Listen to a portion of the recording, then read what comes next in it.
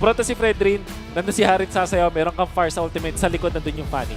And I feel like that will be an effective strategy. Pero tignan natin ang ating audience prediction.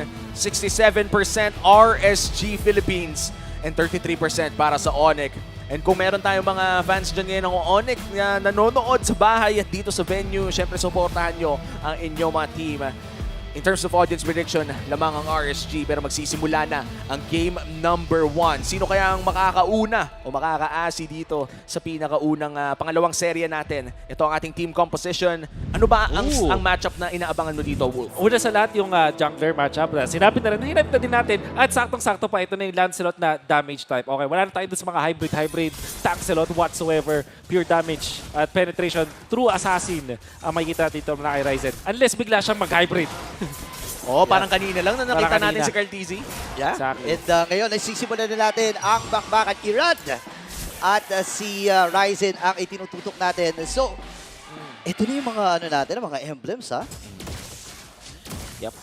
Yeah, so yun nga, Festival of Blood, interestingly, hindi nag-season hunt, hindi nag-bargain hunter itong si Fanny.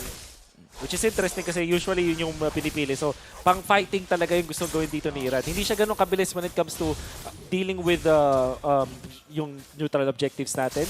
Parang pwede mong expect na hindi siya ganun kabilis mag-take out ng turtle. Pero when it comes to Onyx, mabilis sila mag-take out turtle at mataas yung damage ni Lancelot. Kumbaga parang sinasabi ng emblem dito ng Fanny ay hero ang gusto niyang i-farm.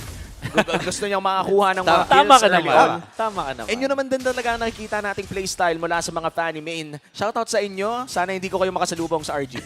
Yeah. Actually, gusto ng Fanny, once na mag-level 2 siya, kukuha kagad siya ng kill. No? Pero maganda naman yung pagprotekta dito ng Onyx Philippines na, I mean, ma-prevent yung mga ganong klaseng galawan. So ngayon, ilang segundo ay magsisimula na yung, or mag-respawn na yung unang turtle ng ating game. Pero masyadong tahimik ang magkabilang dyan, ano natin. Nagtataka na nga ako parang walang nagpapatayan pero narinig ka ata, Burrito, Ryzen, nangalahati ang buhay. Pero makakapag-regen naman, saktong-sakto, magkaka-turtle na rin. Nagamit ni Irad yung kanyang retry. Mukhang hindi siya interesadong i-contest yung turtle. Baka kino-consider niya dito na mag-focus na lang sa mga buffs. And this gives Ryzen ng magandang pwesto para makuha yung turtle. Ang biglang naging palitan dito is Lizard for a turtle. Tapos guguluhin pa ni Rapido ito si Irad. Although magiging unsuccessful siya. Gram. Oops, pero hindi na si Nats. Pipigilan niya si Ryzen na makuha, pero masisecure pa rin ni Ryzen yung unang turtle ng ating game. Pero hindi pa ata tapos to ha. Nats and Cram, 1v1. Pero atras na muna ulit. Ang ano lang naman kasi dito sa Edith, kahit mga lahati buhay, basta may passive, parang alam niyang EFAS pa rin. But this time around, medyo dumugo ata ang carry. Kailangan mag-back. Irad, still looking for his first kill of the game. Napag-usapan natin kanina, no? Wolf, tama nga, medyo slow ang pacing ng ating laro. In fact, para sa RSG, sobrang curious ako dun sa decision nila na tinraid nila yung Lizard para dun sa may turtle. Tapos, tinraid nila yun sa may top lane where wala naman silang proper lockdown. At ngayon, yung Onyx nagkakaroon na ng tempo sa game, specifically dito kay Ryzen. So, weird decision para sa akin yung ginawa dito ng RSG na gamitin si Irad na parang farmer muna sa ngayon. Yeah, medyo maingat talaga ang galaw ngayon ng RSG. No? So, parang hindi ito yung usual na Fanny na nakikita natin. No? Pero again, feeling ko ang RSG ay binibigyan muna nila ng magandang sabihin nating space itong si Irad kasi marami ring lockdown ng Onyx Philippines dito di ba? And speaking of lockdown, no, hindi lang lockdown na meron ng Onyx dito. They also have burst damage in the form of Ryzen. Na sabihin na lang natin kapag tumama yung gitnang-gitna ng Thorn Rose ay talagang napakasakit.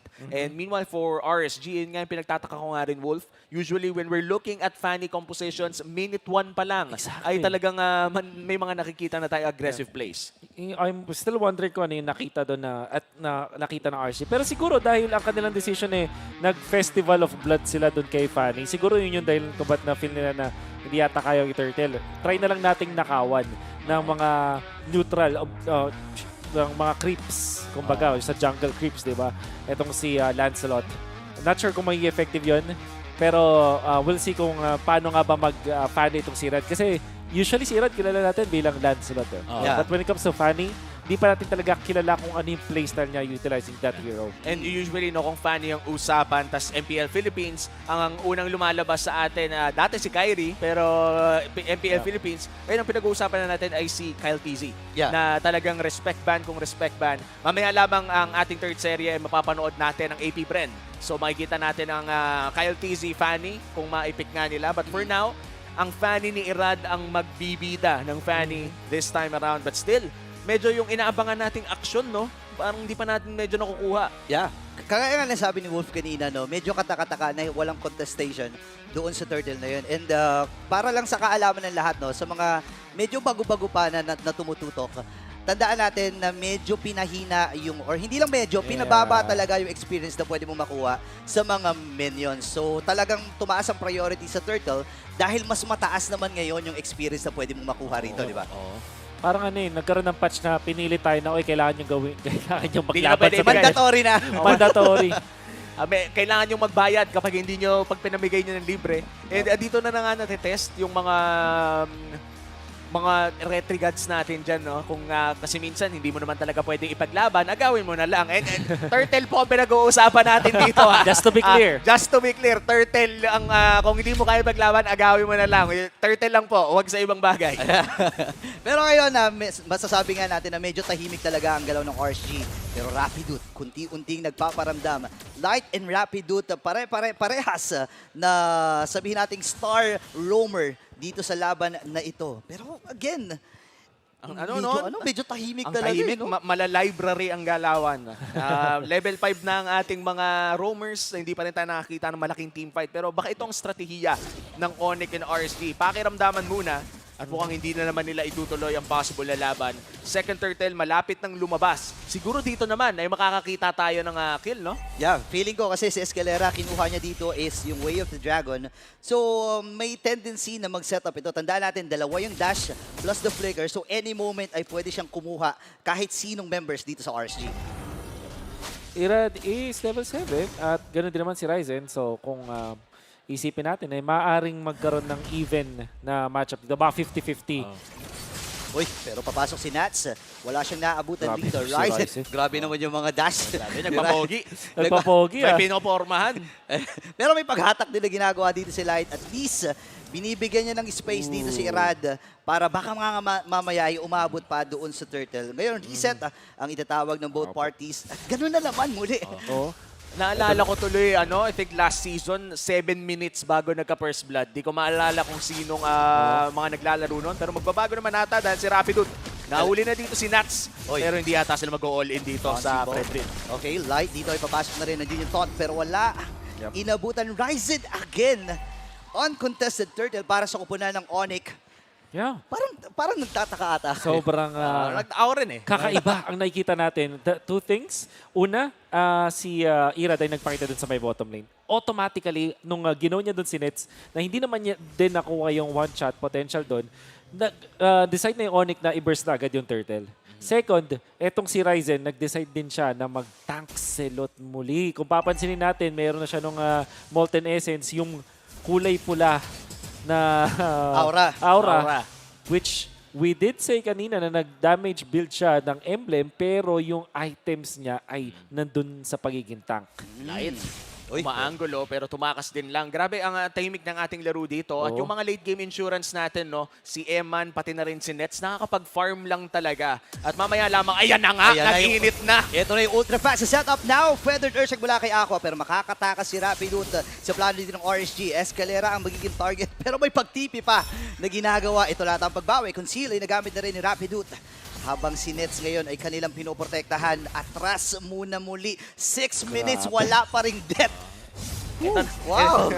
Ito nata ang pinakatahimik na laro. At second match pa lang ng MPL Philippines. Kung ano ang kinabilis ng ating unang serye ay kinabagan nito. Pero kung titignan natin ang ating rotations, makikita talaga natin na ang pinaglalaban nila dito ay map control despite having no kills. Yeah, and gold talaga yung mapapansin natin na dinadalawan and ayaw nila na makascale ng maaga itong si Eman. Now, may pinaplanong setup, Feathered Urshak, ginagamit na rin sa Go Signal para dito sa Onyx na umatake na pero aatras silang munang muli. Kaya lang, katiting na lang yung buhay ng Tori dito at lalayo muna ang Onyx. Ito na yata yung potentially ay magbabago. Kung walang first blood when it comes to heroes, at least magkakaroon ng first blood sa Torre naman. And etong ginagawa ng RSG na nag-focus sila dun sa pag-farm onto Ira tapos hindi nila kinokontest yung turtle. Maganda sana kung nakakuha siya ng kills. But you can see na si Nets nabuhay naman doon at na-activate na sa ngayon. Very unlikely na i-contest pa rin ito ng RSG. Tignan nyo yung minamota dito ni Irad. Parang ang mode niya ngayon ay kalabanin ang mga creeps. Oo, kumbaga ang kalaban niya dito ay yung creeps ng kabila. Aagawin na lang niya muna ang mga resources pero dahil nga sa tatlong turtle na advantage ng Onyx dito ay may kalamangan na silang 2,000. Wala pang mga kills pero may lamang ng 2,000 ang Onyx.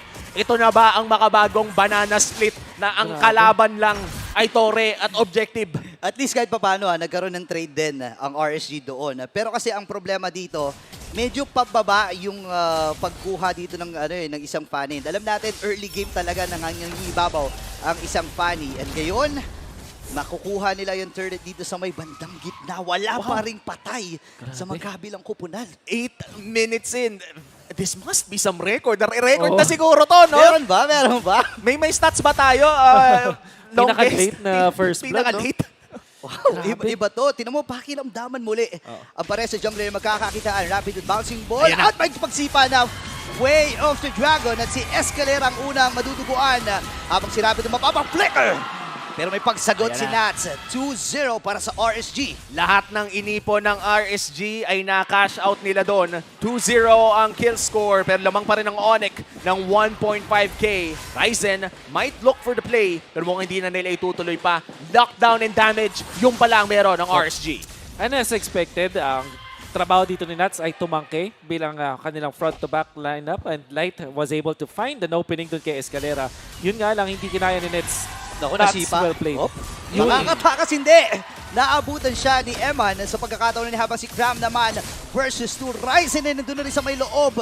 At si Eman dito ay mapapatay din doon sa naging proseso habang Nats versus 3. 4 na members na mula sa Onyx. Irad nandun din sa may likod. At parang plano niya yung orange buff muli ha. Oh, yeah. Galit sa orange buff. Guys, Kanina pa ayaw bigyan pero still RSG behind by 1.5k. Pero their strike na gamit na nga dito ni Aqua. 3-1 ang ating kill score. Malapit ng mag-10 minuto at si Irad naghahanap pa rin ng kanyang first kill of the game. Yeah, hindi natin nakikita yung aggressive na Irad na nakita natin yung Season 11. Ibang strategy ang ipinapamalas ngayon ng RSG. Pwedeng sabihin na natin na siguro binibigyan nila pagkakataon si Eman dito. Pero ito na yung sipa mula sa RSG. At si Cram ang kanilang napili dito. Lalabas sa kanya primary rat. And si Cram ay mapapatay. First kill para kay Irad. Oh, yun ata, no? Kahit medyo delikado na yung edit, yung gusto nyong i-burst, sapat naman pala ang damage ng RSG Philippines Wolf. yep. We can see na pag-uusapang damage, yun yung medyo lacking dito sa Onyx. Especially kasi nag-decide sila na maging tank itong kanilang Lancelot. Ngayon, meron siyang War Axe. Pero, napapansin natin ang problem with Lancelot sa meta natin ngayon, kailangan niya muna mag-farm ng sobra-sobra. Kasi hindi ganun ka-aligned yung kanyang emblem set dun sa kanyang item build order. Kasi parang tinatry mo mag-compensate. So, kailangan mo pa talaga ng third item bago ka lumaban bilang isang Lancelot. Yung RSG, napansin nila na nawawala doon si Ryzen sa mga laban. So, medyo nasa kanila advantage. But this time, tinawag na yung buong barangay ng Onyx. Aqua! Oy, nasa naman! Pero mapapapurify itong si Aqua habang nailatag na rin yung bakal na krusat si Light. Medyo mapapasoba ata. Nandito yung puncture. Pero si Ryzen dito magde-decide na rin na umatras. Ngayon, si Nats pala, hinahawakan lang niya yung Lord. Oo. Pinapaingay lang niya. Oo, Parang pag tinuloy nyo yan, nandito lang ako. Ang maganda dito na nakawan nila ng purple buff itong si Irad. So this is really good para sa Onyx. Ito na yung kanilang window of opportunity para i-take yung Lord. Now, Ryzen dito at si Nats. Silang dalawa yung naghahawak dito sa Lord. Pero si Light may pinaplano ata doon sa may damuhan. Irad, maganda ang pag-clear niya dito para at least may flow na ginagawa dito ang RSG sa may bandang gitna. Nag-react na rin ang Onyx at i-clear na nila yung gitna. Ngayon, magkakakitaan na magkabilang kupunan at yung Lord. Ito na ata ang desisyon ng Onyx. I-version natin yung Lord. Hindi! Unahin na muna natin si Light. At wala, or may kakulangan sa setup dito ang RSG habang si Irad naman ngayon ay masisipa ni Escalera. Mamamatay ang dalawang members dito ng RSG at ininex na nga pa nila itong si Nats. Pero mababagsakan muna itong si Cram. Andun yung Tyrant's Rage. Pero bitin na sa damage dito ng RSG and good signal ito para sa Onyx na simulan na at kunin itong unang lord ng ating game. 2 for 1. Good exchange para dito sa Onyx. Ano ba naging crucial play doon, Wolf? Well, naintindihan ng Onyx na yung strike ng kanilang composition tsaka nung decision nilang mag-tank slot na malakas sila when it comes to Lord Dance. In a way na pwede sila mag-turn dun sa heroes. Ganun exactly nangyari. Pinang-bait nila yung Lord at yung RSG na pa-commit sila with Irad at naiwan dun sa may gitna. Then Onyx, the moment na nakita nila yung Fanny na walang purple buff, the decision, the shot call is, i-go natin yung mga hero. Hiruhan natin. And it's exactly yung ginawa nila. Ginawa ko sila yung damage output nila dun sa mga heroes ng RSG at dun na nila nakuha yung kill kay Irad. May setup na naman, oh. May setup na naman na pinaplano dito ang Onyx. Pero uunahin na nila yung Torres sa may bandang gitna. Good decision para sa kupunan ng Sonics. Pero parang gusto nila mag-transition dito sa may top lane, ha? At talagang susulitin nila ang mga waves na crashing sa side ng RSG and Onyx. Still holding the lead. Mula 2,000 ay tumalon na ito sa 4,000 at nag-group up na sila ngayon. No? Ito na yung phase ng game kung saan sinasamahan na nila ang kanilang MM para makapag-push ng karagdagan. RSG, how do they dig themselves out of this hole? Paano sila makakalabas sa ganitong klaseng problema? Well, gusto ko sana sabihin na sana naging mas aggressive sila no early stage pero hindi nila ginawa Hindi yun. naman natin mababalik ang oras. Hindi na natin mababalik ang panahon. Ang kailangan nilang gawin is i-secure purple buff nila, number 1, para maging free na to si Irad at mabalik yung confidence niya sa paghahanap ng mga pag-step sa likod. And then, next is i-combo nila si Aqua, itong si Nats. Mataas yung damage output ng dalawang heroes na to, especially kasi XP lane itong si Nats. At nakita naman natin kung yung Fred rin niya, I mean XP lane. At nakita naman natin na maganda yung pag-handle niya ng kanyang ultimate, napapatama talaga niya. So, yun lang, kailangan ng i-combo rin ng RSG. Pero ito na yung first step, secure the purple buff. Purple buff na naman ang magiging target dito ng Onyx. Kailangan nilang agawan ng purple dito si Irad. Feathered Earth ang ginagamit. Pero again, naging successful na naman ang pagkuha ng purple buff mula dito sa Onyx. 4K na ang gold dito, ah. Ang hirap din na walang purple buff ang Fanny dahil nag-energy dependent ang isang Fanny. At with that purple buff ay medyo yun yung requirement para makapag-spam ka ng cable. So, may energy gap sa ngayon si Irad. Kailangan talagang maprotektahan ang kanyang purple. Yeah. And actually, kapansin-pansin din ang ginagawa ni Escalera dito, no? Lagi niyang kinukuha yung Way of the Dragon ni Light para kahit papaano kapag pumasok si Irad at wala sa paligid nila itong si Rapidut, ay may pangsipa pa rin ang kanilang kupunan at may pagkakataon pa rin silang i-lockdown itong si Irad. Kasi sapat para sa akin, nagiging sapat na yung damage nila, lalo na 14 minutes na at nakakakuha na rin ng mga items si Nets, eh. Oh, and Ryzen, endless battle pickup. Ito na ata yung semi-tank silot na pinag-uusapan natin off-broadcast, Wolf, no? Yung saktong tanking, saktong masakit. Yeah. Pwede na. Pwede na. Nasa gitna lang palagi. I think yung RSG, kailangan nilang ibalik yung yung Task Force RSG. Siguro mag-conceal play sila gamit yung kanilang Cho. Tapos kumuha sila ng mga pickups. Kaso naunahan na sila dito sa pwesto ng Onyx. Ayan na naman. Tapos meron pang Death Bush setup na nagmumula sa Onyx. Kung sino mang maligaw dyan, ay wag naman sana biglang pumutok ng barang bula. Nagpakita naman dito si Escalera, Light. Medyo naaamoy niya siguro, no? Pero si Eman, ayun na, pinancheck na. Siguro at this point ay nagtatatlong isip na sila, hindi lang dalawa kung papasukin ba nila. Pero conceal play, naku yung Fanny! Nakakuha na. Pero actually, hindi rin nag-retry dito si Irad. So may option pa rin sila na i-contest itong Turtle. Pero wala nang conceal ang Onyx rito. So may idea na ngayon ng RSG na pwede silang mag-conceal sa likuran. Kaya lang kung titingnan mo si Light kasi siya yung nag-check and wala nang iba sa mga members ng RSG dito ang pwede mag-check kundi siya lang, eh. Now the Lord, sisimulan ng Onyx. Hihilain lamang ni Ryzen na naka-semi-tank silot. Pero nandiyan naman si Nats para i-hold ang Lord. Ito na ang ginagawa ng RSG ngayon. May taga-hold sila ng Lord and it's Nats. Pero mukhang may naunang mag-engage. Ito na yung setup mula dito kay Rapidut at siya ay mapapop yung kanyang immortality habang si Light naman yung mamamatay. Same with Irad. Delikado ata dito ang RSG. 3 members mula sa kanilang kupunan ng mamamatay. At ngayon, libreng Lord para sa mga Sonics.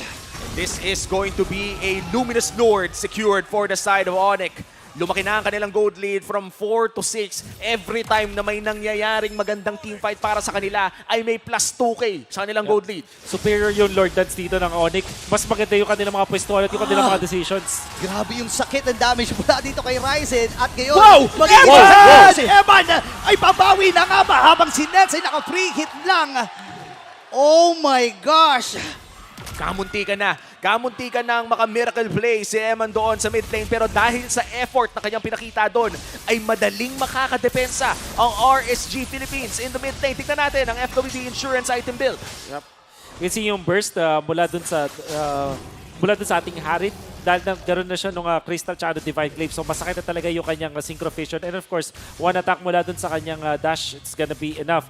Itong titignan natin din, ito si Farsa, that maganda dito kay Aqua, in-adapt din niya yung Exhort Boots from before, yung may robe na siya. So at least ginagamit na rin niya, pero not enough pa yung kanyang damage output. At mukhang itong slow burn mula doon sa RSG, hindi na pumapabor sa kanila kasi parang hindi sila makapwesto doon sa mga Lord Dance. Buti na lang may mga heroic plays katulad doon sa ginawa ni Eman, but they still have to fix yung kanilang Lord Dance. And looking at Cram right now no, on this Edith, talagang nagagawa niya ang kanyang trabaho na pagtangke at maging sub-DPS unit no, para sa side ng Onyx Philippines. And I do feel like their damage is enough kung patagadan lang ang usapan. But in terms of burst damage, medyo kulang pa rin. Kung tumagal ang laban, kayang-kaya nilang lumaban. Pero kung mabilis ang laban, RSG Philippines, burst damage ay nasa kanila. Yeah, kasi yung gusto nilang gawin, gamitin si Nuts tapos yung kanilang Feathered Airstrike. Nakita natin na may ganong potential yung RSG. However, wala sila nung hero na pwedeng pumigil kay Ryzen. In fact, yung si Rapido, siya yung nakakapigil naman doon sa may Fanny. So, yung Cho, meron siyang lockdown for sure, pero parang nadadad siya dito ni Ryzen. So, napupunta sa may backline si Ryzen in a way na si Aqua at si Eman hindi nagiging safe. Yeah, actually kagaya nga nung naging skirmish kanina dun sa may bandang gitna, di ba? 2 dash at isang normal hits lamang, halos 20% na lang kagad yung buhay dito ni Aqua. Habang ngayon, magde-decide ang Onyx Philippines na gumaw at makakasipa din at Irade dito ay nasa likuran habang si Eman ay makakakuha rin ng isa, 2 babagsak para sa RSG. Pero may pagbawi nga ba dito ang kanilang punan? Nandun yung setup! Tyrant's Revenge, bouncing ball plus the flicker. Pero bitin Here na comes ata Irad! dito ang damage. Oh my Nakupunan ng goodness. Onyx at ngayon ay si Irade dedelikado din. Pero meron siyang immortality dito. Aabutan pa! Oh my gosh! Nakakuha na naman si Eman ng isa killing spree para sa kanya. At parang ganun lang, yung 6K code lead, naging 1,000 na lang. At magkakaroon pa ata ng Lord ang RSG Philippines. Eman, clutch! Grabe! Sobrang clutch. And nagiging effective na yung true damage output mula dun sa kanyang itemization, going in for the Feather of Heaven as well as the Starium Scythe. So sa mga bagong items, at saktong-sakto, hindi man lang siya nagkaroon ng mana problems na kumbaga efficient yung pag-ubos niya dun sa mana pool niya to eventually take out yung mga important heroes. So si Ryzen kasi bilang isang Taxilot, hindi naman din ganun kataas yung kanyang HP. So yung mga true damage output masakit bilang isang Taxilot kasi nakarely ka na dun sa defense mo. And I think yung HP niya nasa 7-8k lang, so hindi ganun kataas. And with that, RSG holds their first lead of the game. 20 minutos nag-abang ang mga Raiders para makahawak ng gold lead. Pero ngayon, hawak na nila ang maliit na gold lead na to. Pero ang hawak nila ngayon ay mas malupit pa. Evolved Lord marching in the mid lane. Kailangan pumrotekta dito ng Onyx. And nakita rin kasi ng RSG, laging kinukumit lahat ng lockdowns ng Onyx Philippines dito kay Irad. And dun sa pagkakataon na yun, wala nang kahit ano na pwedeng makapigil kay Eman. Kaya paglapag niya ng Zaman Force, tuloy-tuloy lang Ito na ba ang push na kailangan ng RSG para ka mga comeback? Ito na ba ang epic comeback ng mga Raiders? Cram ang dedepensa, pero mukhang babagsak ang mid lane. Ryzen papasok, lalabas din with a Phantom Execution, pero that's 1 inhibitor down. Pero ang bilis din palang napatunaw ng Onyx ang Evolved Lord na yon. Yan, nagamit na rin yung Zaman Force so may idea dito ang Onyx. Pwede silang gumo rito, pero hindi pa kasi nakakasipa si Light And look at that Feathered Airstrike, kalahati kagad yung buhay dito ni Nets. At ngayon ay magiging successful yung pagkuha nila doon sa may bandang itaas. At ibaba na nga ata ang kanila magiging target, pero yung Retribution ay ginamit para mapaputok lang yung catapult na yon. Grabe yung 360 turn, actually 180 turn natin no, for the side of RSG. Wolf, anong nangyari doon? Parang biglang out of nowhere, RSG Philippines, hawak na ngayon ang larong ito. Malakas yung RSG kung sakaling 5v5 na. Sinabi nga natin dun sa draft, di ba? Parang may straight up one-dimensional way yung RSG na may front to back sila. Tapos ang pinaka-trump card nila si Irad na pwedeng pumunta dun sa may backlines. Pero pag hahawakan nila yung teritoryo nila with Harith, tapos may Fred rin sa harap, kayang-kaya nila hawakan yun. And when it comes to Onyx, parang sila yung pumalag doon sa RSG, doon sa may purple buff. Papansinin natin, nagiging successful yung Onyx kapag si Ryzen ay naapunta doon sa likod ng RSG. But on both occasions, doon siya na late. Kumbaga, hindi niya na-force out yung Purify kay Eman, hindi siya hindi nila na-force out si Aqua. And at the same time, si Cram napatumba din agad. At napaka-interesting ng game na to dahil nagsimula tayo ng napakababa ng ating kill score. In fact, 8 minutes 30 seconds bago pumasok ang ating first blood. Pero konting teamfights lang, konting skirmishes lang to get this result of the game na kumbaga nakukuha natin yung balikan ng parehas sa squads. And ang Onyx Philippines, sila ngayon ang challenge sa possible Lord take ng RSG. Yeah, and actually kapansin-pansin din Ang kanina. Pero kung sakit. natin pag-usapan yan, kasi si Krama dito ang nagiging punteriya ni Eman. Look at that, dalawang dash, sabay normal hits. Ubus kagad yung buhay ni Kram. Ganun pala yun? Ganun pala magharit? Grabe. Parang gusto ko itry. Ibang klase, ibang hari talaga itong si Eman. Well, may kita naman natin kung gaano kalawak yung hero pool niya. Kaya niyang gumamit ng mga physical damage DPS. Yep. Kaya niya rin i-capitalize yung mga magical na marks, magical na gold laner na pwedeng ibigay sa kanya. At ngayon, mapapansin natin na parang ang Onyx ngayon ang naghahabol. Oo, naghahabol na talaga ang Onyx.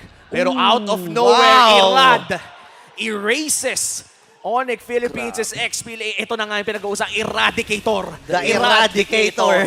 Yung bigla na lang may mawawala. Nagpakita si Cram na low siya. Kasi kung pinalow siya, di ba, ni Eman and si Irad, alam naman natin, meron siyang killer instincts at naamoy niya na sugatan doon si Cram. At nakakuha pa niya yung kill na yun. This is very bad para sa Onyx. Kailangan nila nung XP laner nila para sa kanilang Lord Dance at ngayon hindi sila makakapwesto. Ang pwede na lang nilang gawin dito kung nakaka 50-50 si Ryzen. Yeah, and ngayon Rapidut, nagtatry lang humanap kung meron bang mga tao doon sa mga damuhan.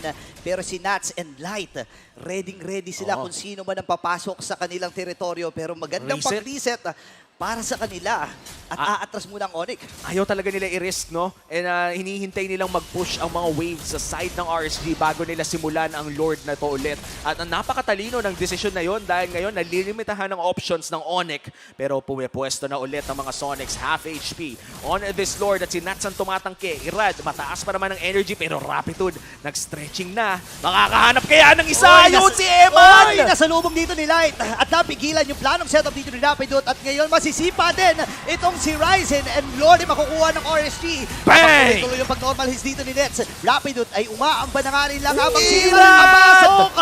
Mamamatay na naman si Cram and wala siya dito for the next 60 seconds. Ganun pala yun. Hintahimik yung Fanny ni Irad ng early game. Pero huma-highlights ng late game.